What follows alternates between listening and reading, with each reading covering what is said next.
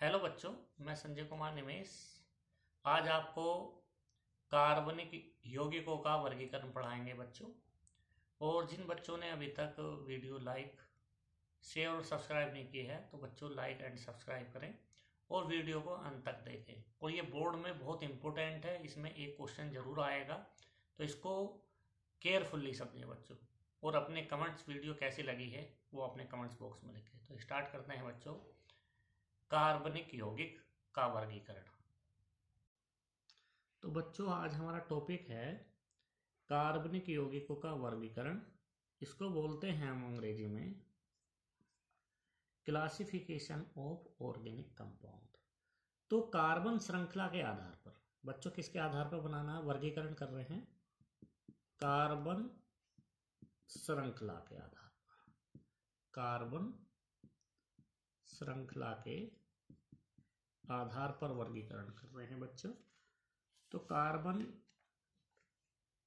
जो होती है श्रृंखला वो हमारी बहुत लंबी होती है, और कार्बन श्रृंखलीय गुण को हम कार्बन श्रृंखला जो होती है उसका दूसरा भी नाम होता है, उसको बोलते हैं हम सर्वतोमुखी प्रकृति। जो कार्बन श्रृंखला जो बनती है उसको हम सर्वतोमुखी प्रकृति, जिसको हम अंग्रेजी में बोलते हैं कैटेनेशन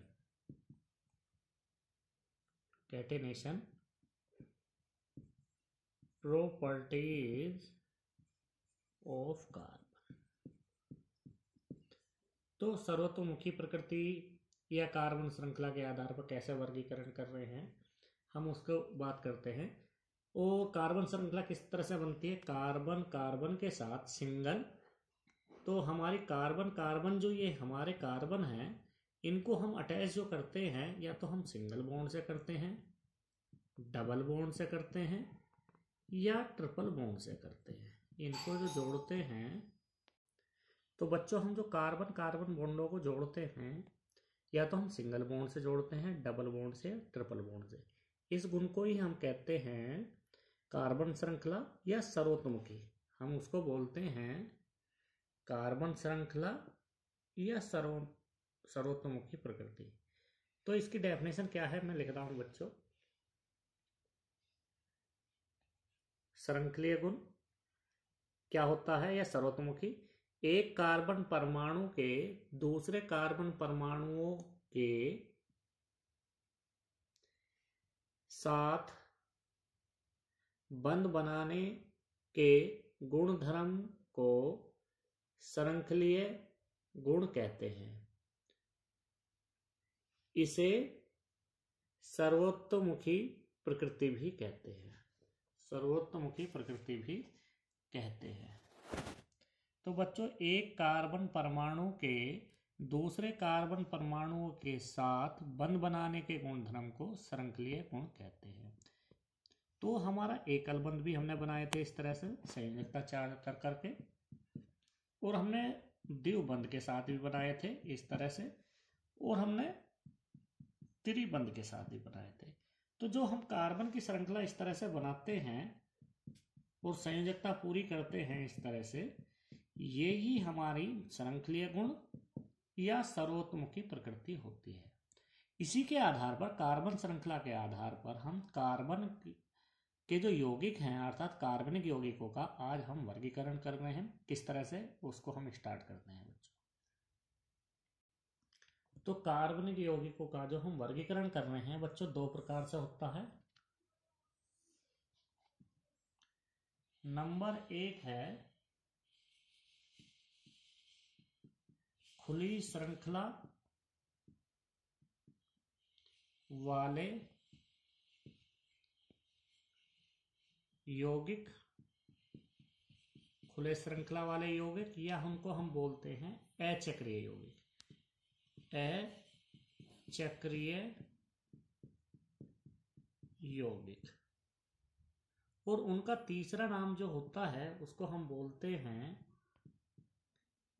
एलिफैटिक यौगिक। तो बोर्ड में क्वेश्चन आ सकता है खुली श्रृंखला वाले यौगिक किसे कहते हैं, उदाहरण सहित व्याख्या कीजिए। या अचक्रीय यौगिक किसे कहते हैं, 2 उदाहरण दीजिए। या एलिफेटिक यौगिक किसे कहते हैं, तो उदाहरण सहित समझाइए। तो इसको हम एलिफेटिक यौगिक को, खुली श्रृंखला को बोलते हैं हम ओपन चेन या एलिफेटिक कंपाउंड्स।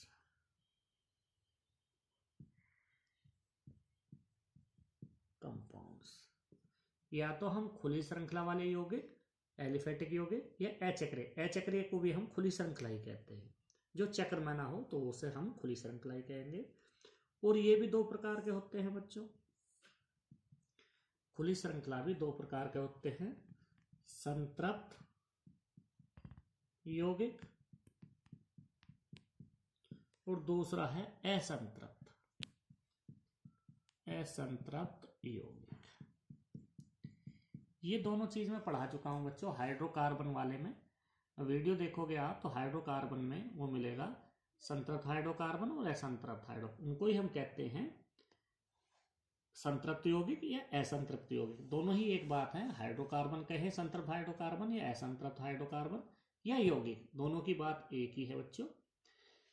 तो इसको हम अंग्रेजी में बोलते हैं सैचुरेटेड कंपाउंड, सैचुरेटेड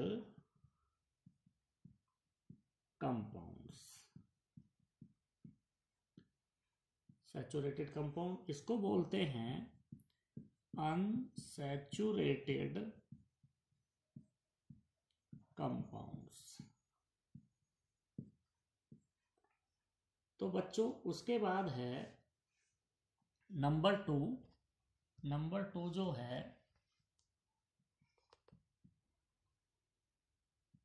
बंद श्रृंखला वाले यौगिक,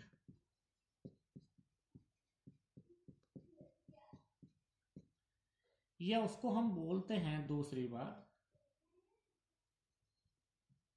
चक्रीय यौगिक, चक्रीय यौगिक। तो उनको हम बोलते हैं क्लोज्ड चेन और साइक्लिक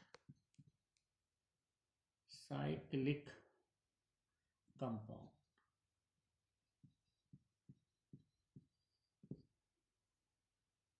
साइक्लिक, ये एल है बच्चों, साइक्लिक, इसको मैं दोबारा लिख देता हूं,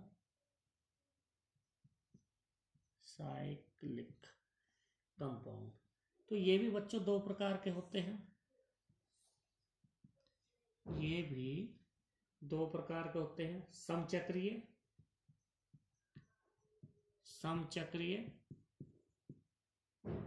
इसका दूसरा नाम है कार्बनिक, कार्बन चक्रीय यौगिक, कार्बन चक्रीय यौगिक। और दूसरा होता है बच्चों विषम चक्रीय यौगिक, विषम चक्रीय यौगिक। तो समचक्रीय यौगिक जो है, समचक्रीय यौगिक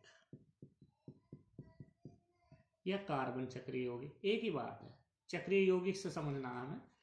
तो उनमें 2 प्रकार के होते हैं ये भी। इनको अंग्रेजी में क्या बोलते हैं इसको बता दूं मैं पहले बच्चों।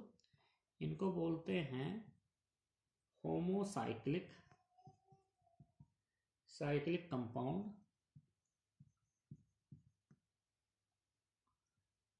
कंपाउंड, इसको बोलते हैं हेटेरोसाइक्लिक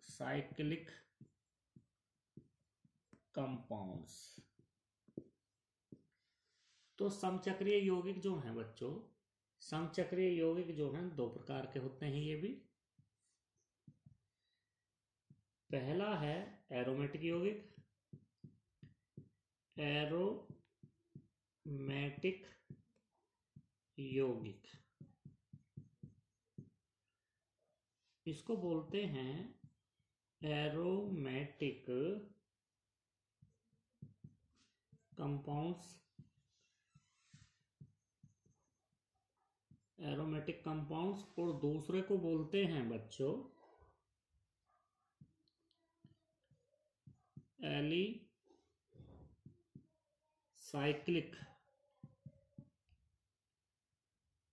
यौगिक।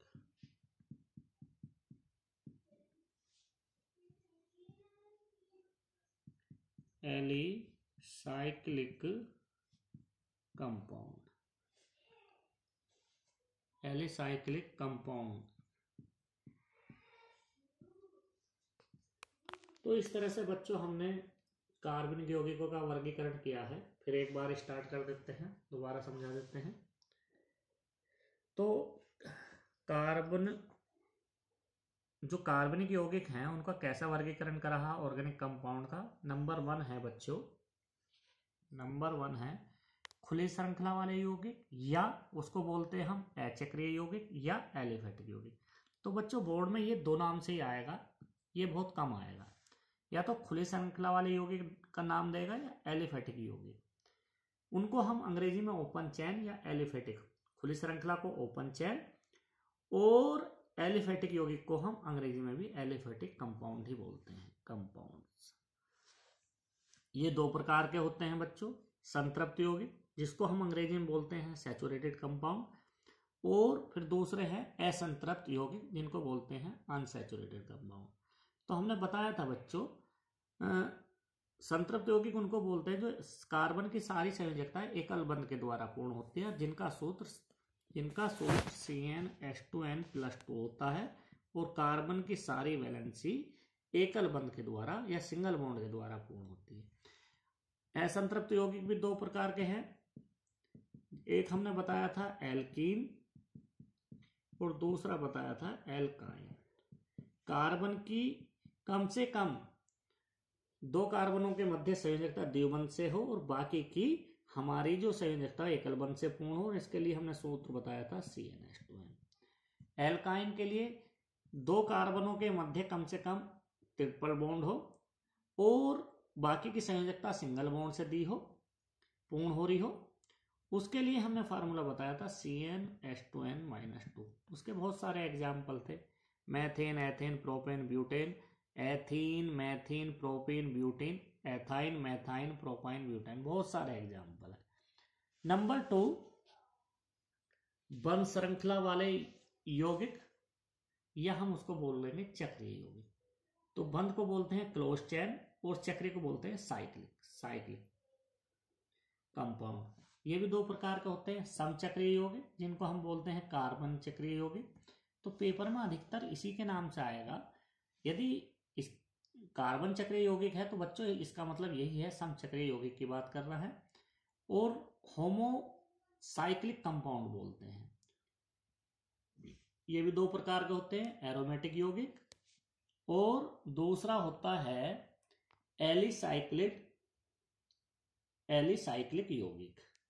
और नंबर 2 जो होता है वो होता है बच्चों विषम चक्रीय यौगिक, जिसको हम बोलते हैं हेट्रोसाइक्लिक कंपाउंड। तो बच्चों नेक्स्ट वीडियो में हम बात करेंगे पहले नंबर पर खुली श्रृंखला वाले यौगिक, और फिर उसके बाद पढ़ेंगे बंध श्रृंखला वाले यौगिक। तो बच्चों ध्यान से पढ़ना, जो भी प्रॉब्लम हो कमेंट बॉक्स में लिखना। तो बच्चों स्टार्ट करते हैं खुली श्रृंखला यौगिक, या उसका दूसरा नाम है एलिफेटिक यौगिक। ऐसे कार्बनिक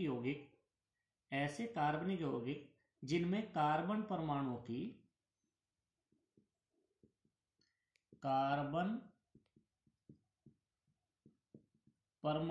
की खुली श्रृंखला होती है, खुली श्रृंखला होती है, अथवा जो शाखा श्रृंखला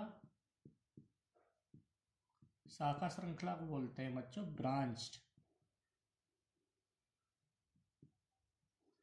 ब्रांच चेन, जो एक दूसरे से शाखा और भी निकलती है, में व्यवस्थित होती हैं, में व्यवस्थित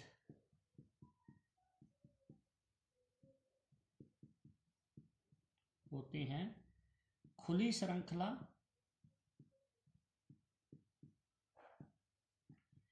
श्रृंखला या एलिफैटिक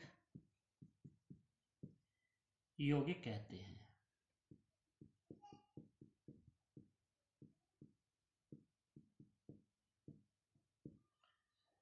एग्जाम्पल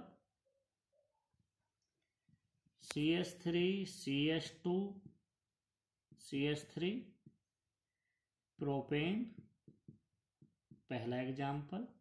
किस तरह से बना? कार्बन 3 है बच्चों, उन्हें सिंगल बॉन्ड से जोड़ा है, उनकी संयोजकता हम पूर्ण करेंगे, इसकी संयोजकता पूर्ण करेंगे तो एक से जुड़ा हुआ 3 की आवश्यकता, 1 2 3, ये 2 से जुड़ा है, एक इस बॉन्ड से, एक दूसरे इस इधर से, तो 2 की आवश्यकता, इस एक से जुड़ा है 3 की आवश्यकता है, इनके साथ HH,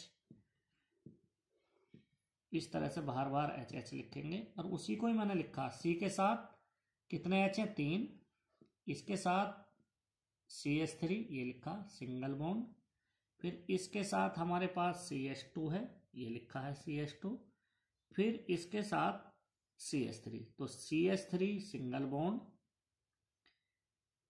CH2 सिंगल बॉन्ड और CH3, इसको बोलते हैं प्रोपेन। इसी प्रकार दूसरा example CH3 CH2 CH2 CH3, तो कार्बन की काउंटिंग कर लो, 1 2 3 4, तो 4 को बोलते हैं ब्यूटेन, तो ये बनेगा ब्यूटेन। और जब 3 के बाद हम कार्बन लिखते हैं तो उससे पहले हम लिख देते हैं एन ब्यूटेन। तो एग्जाम्पल 2 हो गया, खुली श्रृंखला का। खुली श्रृंखला का मतलब इस तरह से जो खुली श्रृंखला 1 2 3, एक कार्बन 2 3 4, इसकी संयोजकता 2, इसकी संयोजकता 2 और इनकी संयोजकता 3, सबके साथ HH, तो ये बच्चों खुली श्रृंखला है। और इनको हम डबल बॉन्ड के साथ भी कर सकते हैं, जिनमें सिंगल बॉन्ड होता है उनको हम एल्केन कहते हैं, और डबल बॉन्ड वाले जो हैं इस तरह से संयोजकता, ये कार्बन से 2 जुड़ा, 2 की आवश्यकता है, ये कार्बन 2 से इधर जुड़ा है तो 2 की आवश्यकता है, इसको बोलते हैं हम एथिलीन। और ट्रिपल बॉन्ड का है C triple bond C H H, तो ये सब खुली श्रृंखला है, इनका नाम है बच्चों एसिटिलीन। तो ये खुली श्रृंखला के एग्जाम्पल है बच्चों, और इन्हें एलिफैटिक यौगिक भी कहते हैं। क्यों कहते हैं एलिफैटिक यौगिक, इसे बताते हैं। एलिफैटिक यौगिक, एलिफैटिक यौगिक हम इसलिए कहते हैं बच्चों, इनमें जो है वसा पाई जाती है, वसा पाई जाती है, इसलिए हम इन्हें एलिफैटिक यौगिक कहते हैं। हम एलिफैटिक जो शब्द है, एलिफैटिक ये जो शब्द है बच्चों, शब्द है ये ग्रीक शब्द है, ग्रीक शब्द है जो बना है एलिफर, जो बना है एलिफर से बना है, और जिसका अर्थ होता है, जिसका अर्थ होता है वसा, जिसको हम अंग्रेजी में बोलते हैं फैट। तो एलिफैटिक जो है ग्रीक शब्द है, किससे बना है? एली, फर से बना है, और इसका अर्थ होता है वसा, इसलिए हम इसको बोलते हैं एलिफैटिक यौगिक भी, एलिफैटिक यौगिक भी, इनको हम बोलते हैं एलिफैटिक यौगिक भी। तो नंबर 2 बंध श्रृंखला या चक्रीय यौगिक। तो ऐसे कार्बन जिनमें कार्बन परमाणु अथवा अन्य परमाणु के साथ बंध श्रृंखला में व्यवस्थित होते हैं, जो बंध श्रृंखला में, उसमें तो खुली श्रृंखला में व्यवस्थित होते थे, इसमें बंध श्रृंखला में व्यवस्थित होते हैं, इसलिए उन्हें बंध श्रृंखला या चक्रीय यौगिक कहते हैं। इनको 2 वर्गों में विभाजित किया गया है बच्चों, 2 वर्गों में विभाजित किया गया है। नंबर एक समचक्रीय यौगिक, समचक्रीय यौगिक, और दूसरा है विषम चक्रीय यौगिक। तो समचक्रीय यौगिक किसे कहते हैं? ऐसे चक्रीय यौगिक, इसकी परिभाषा लिखवा देते हैं बच्चों। ऐसे चक्रीय यौगिक जिनके चक्र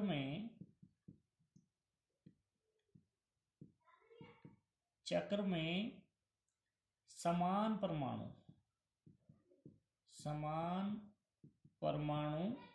जुड़े रहते हैं,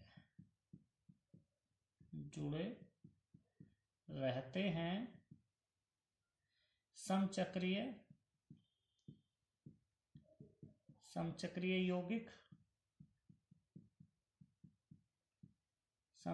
यौगिक कहते हैं। उदाहरण example 1, CH2 single bond CH2 single bond CH2, इसको बोलते हैं साइक्लो। जब ये चक्र सा बन जाता है, या तो हम इसको इस तरह से लिखें या हम इस तरह से भी लिख सकते हैं पेपर में, या तो इस तरह से लिख देना या बच्चों इस तरह से। इनके कॉर्नरों पर कार्बन है जिनके साथ साथ 2 हाइड्रोजन भी, एक कार्बन के साथ 2 हाइड्रोजन है, या तो बच्चों इस तरह से लिख देना या इस तरह से, या आपका इच्छा है। इसको बोलते हैं हम, जो बंद होता है चक्रीय होता है उसको बोलते हैं हम साइक्लो। कार्बन कितने? 1 2 3, तो इसको बोल लेंगे हम साइक्लोप्रोपेन।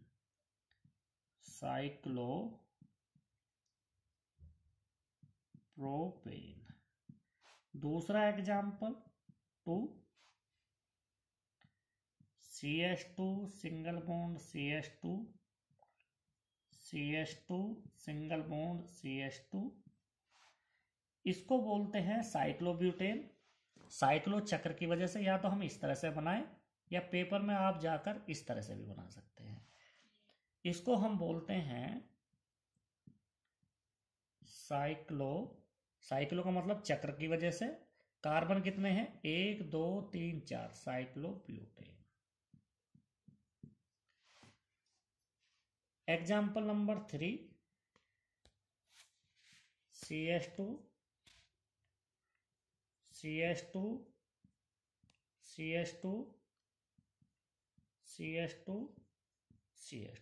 पहले 3 कार्बन वाला लिया बच्चों हमने, उसको हमने साइक्लोप्रोपेन किया। फिर कार्बन 4 वाला लिया है, साइक्लोब्यूटेन पढ़ा। अब ये 5 है, 1 2 3 4 5, इसको हम इस तरह से भी लिख सकते हैं, इसको हम इस तरह से भी लिख सकते हैं।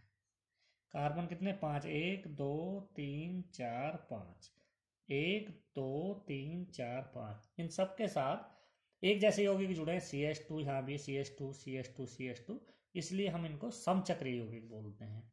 इसको साइक्लो तो बोलेंगे हम बच्चों, साइक्लो तो बोलेंगे चक्र की वजह से। 5 कार्बन है उसको बोलते हैं हम pentane, cyclopentane. Example number 4, CH2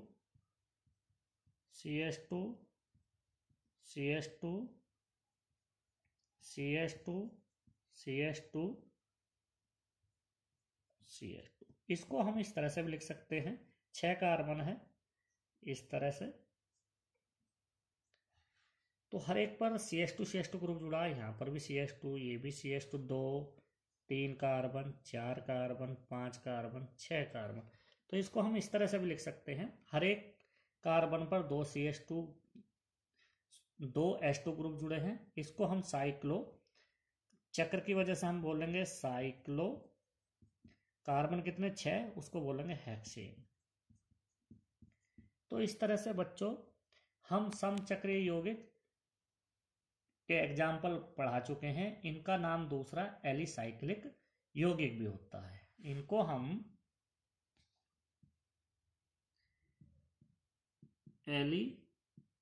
alicyclic यौगिक भी कहते हैं।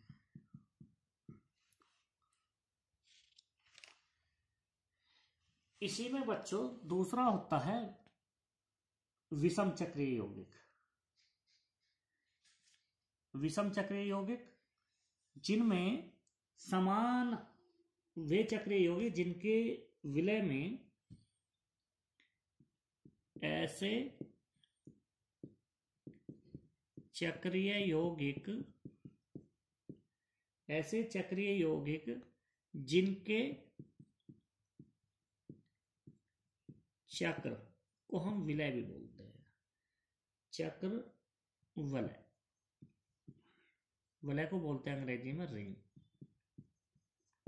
चक्र लिखना है या वलय समान परमाणु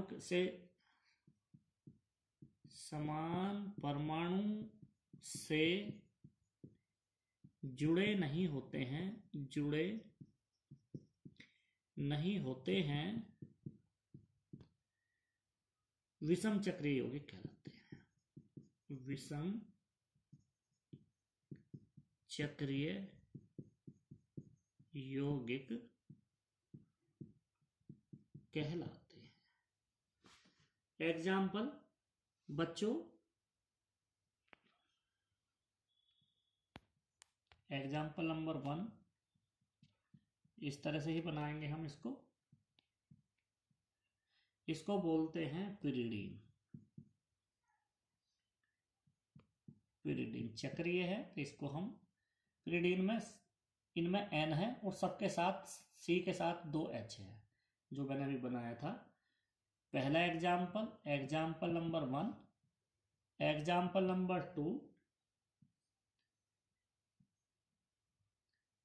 उसके साथ ऑक्सीजन जुड़ा होता है बच्चों, डबल बॉन्ड के साथ ऑक्सीजन जुड़ा होता है, उसे बोलते हैं फ्यूरेन।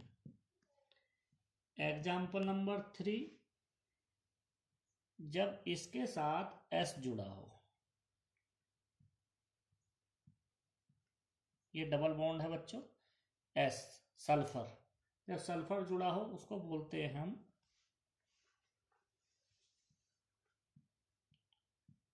थायोफीन। और एग्जाम्पल नंबर 4 जब NH ग्रुप जुड़ा हो या N जुड़ा हो, N जुड़ा हो बच्चों, उसको बोलते हैं पायरोल।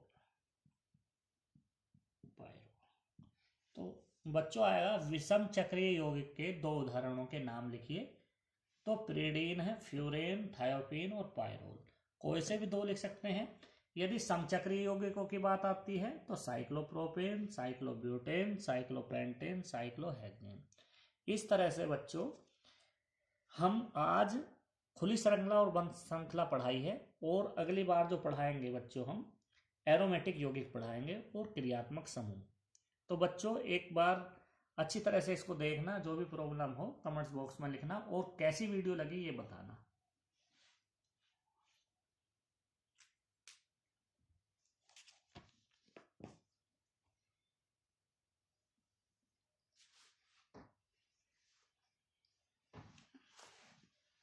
तो साइक्लोप्रोपेन, साइक्लोब्यूटेन, साइक्लोपेंटेन एग्जाम्पल है, और लास्ट में बच्चों साइक्लोहेक्सेन है।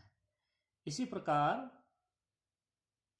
हमारा विषम चक्रीय यौगिक है, मैंने अभी बताया, ऐसे चक्रीय यौगिक जिनमें चक्र से जो समान परमाणु न जुड़े हों, किसी में कुछ अलग जुड़ा हो, इसमें नाइट्रोजन जुड़ा है, विषम चक्रीय यौगिक कहलाते हैं।